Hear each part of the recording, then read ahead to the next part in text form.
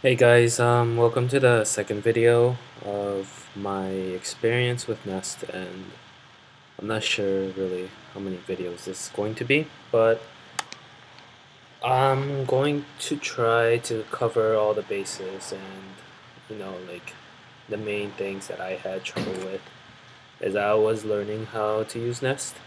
And like I said previously in the first video, the way I learned how to use Nest and how to develop a mobile application using this platform is by disassembling the sample application that is available, and reassembling it together piece by piece.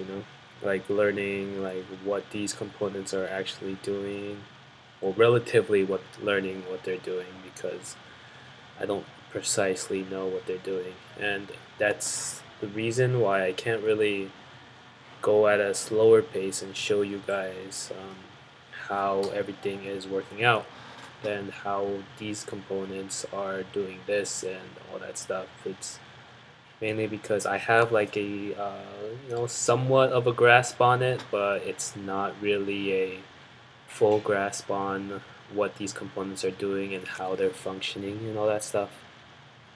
Okay, so right now, as you can see, we're working on a form, and the form is of a login form.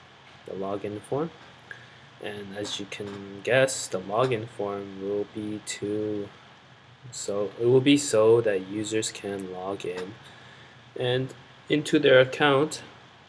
And in order to make that, there's going to be two main components that are going to be used, other than the obvious, components such as the components that are used for putting in your ID, and the other one putting in your password and stuff like that. We'll go over that. But anyways, the two main components that will be used is, one of them is called the validator, and the other one is called Ajax. And Ajax, like we've covered that in the previous video. And Ajax basically is a data gathering or data sourcing component. It obtains the data for you that you need. And a validator, as you can guess, it is a validator, and we'll get more into like an example of that later on in this video. So I just want to first explain what's going on. I just put in two text boxes after I set up the page like the other pages. And the two text boxes, they will be used for entering the login and password, so the account email and the password.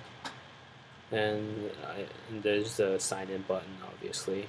And so first I'm going to edit the text boxes so that there's more of a beginning and an end to it. So I'll put edit and then size, and then do the whole editing, and then most importantly I'm gonna do the margins. The margins are, they'll give it a beginning and an end, because right now the boxes are it's all the way to the side and it's reaching its full screen. But I want to make it so that it's only a little bit of the screen is showing on the left and right of it. I'm doing this for both text boxes, and I wouldn't. And then the padding option above it is kind of like margin, but except this top and bottom. But in this case, we don't have to do it because it's in two different panels. The text boxes, each text box is in its own panel, so the panels themselves are giving it enough space so that there is space in between the two text boxes. And now we'll be adding in the button for like um, did you forget your password, or something like that. And the button is so that when users have forgotten their password, they could click on it and then go about a certain method in order to retrieve their account information, whether it be their password or account name. And what you should really take away from this video is that it's just like any other form, except you want to keep in mind that you want this to be for the login form, and the login form should, obviously have a location where the account can be logged in and and signed in, and just in case of that they supply the wrong information, there should also be event that's set up for event that's set up that shows that passwords are incorrect or the account information is incorrect, something that notifies the user, right? So I'll be setting that up.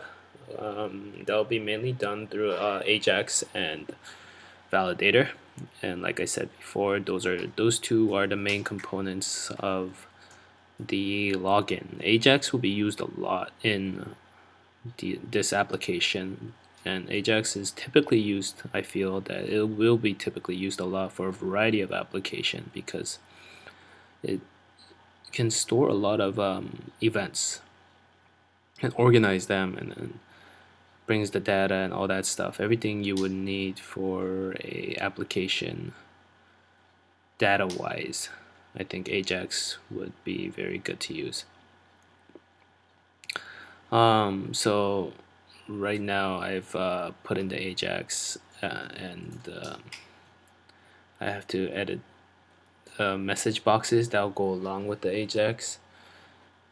There's 3 message boxes that I've added, and each message box will display a different will be triggered at a different time, so that when the wrong password and account information is provided, it'll trigger that, or if they didn't provide any information, or if they've succeeded in providing the right information, it'll trigger a message box. So we just want our users to know on this page, or have the ability to log in and know that they have accessed their account and everything is under the account which they have registered with.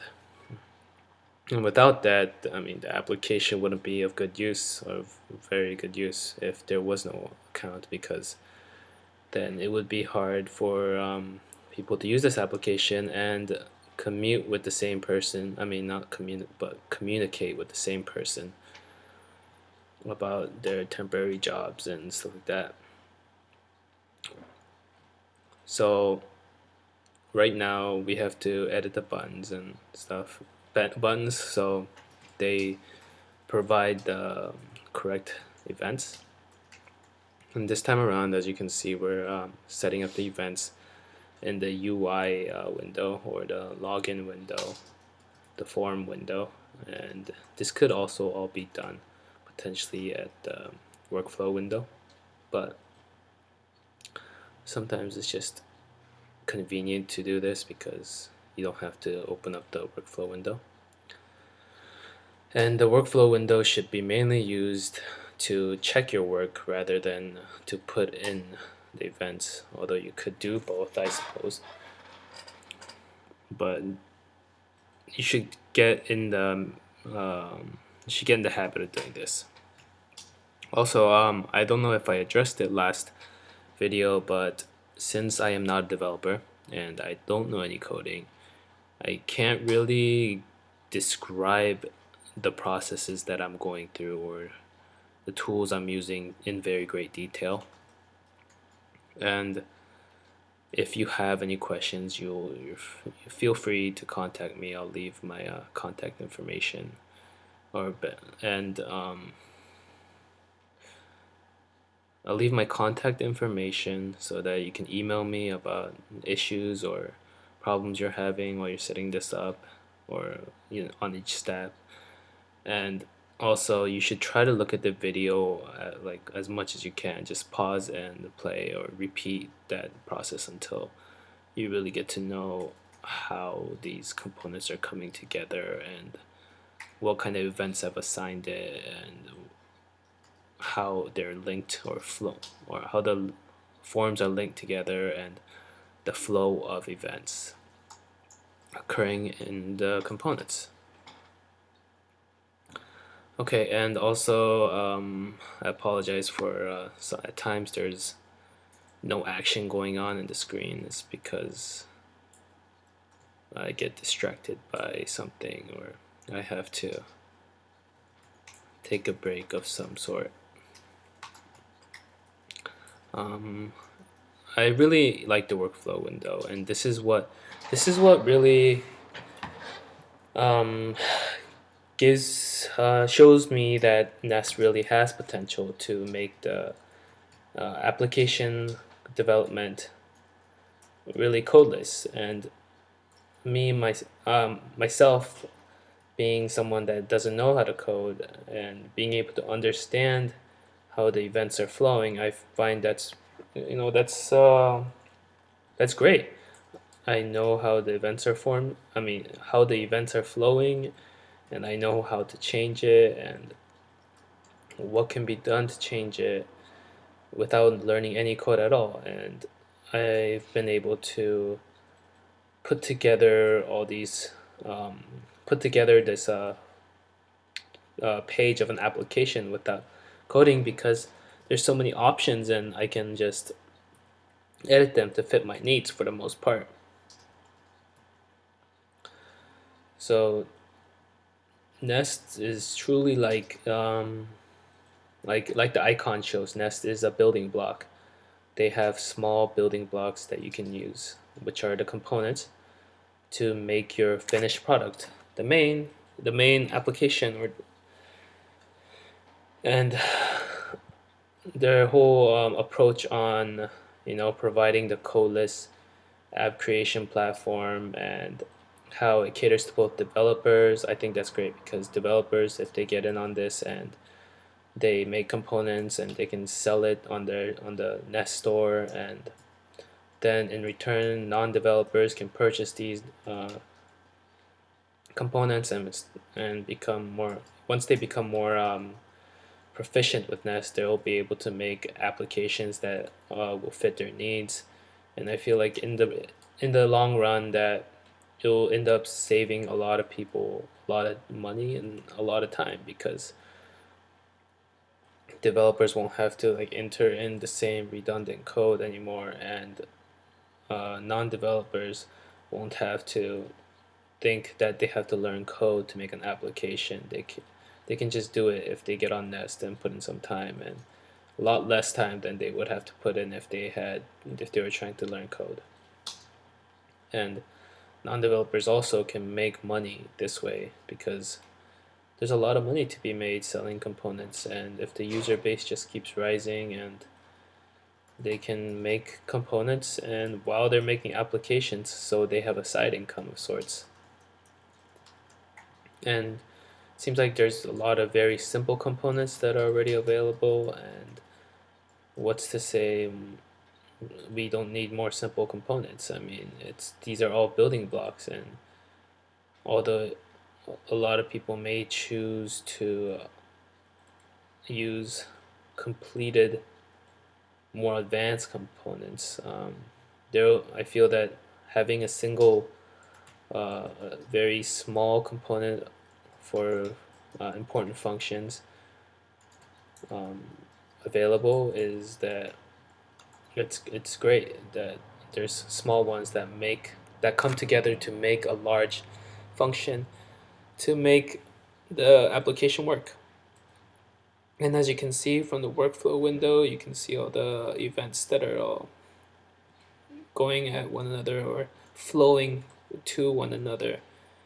And the button event is flowing to the validator event, and the validator event is flowing to the Ajax and the message, and the Ajax is flowing to the message and the session component. And this is really important to remember, because you gotta always be keeping track of how the flow of your events are going if you want your application to be running the way you want it to, and the flow of it to be working perfectly. and smoothly, so that your application seems very professional. And Ajax and all these components allow you to do this. Okay, and what else is there to say? Well, um, log. Let's do a little brief overview before I end this video session.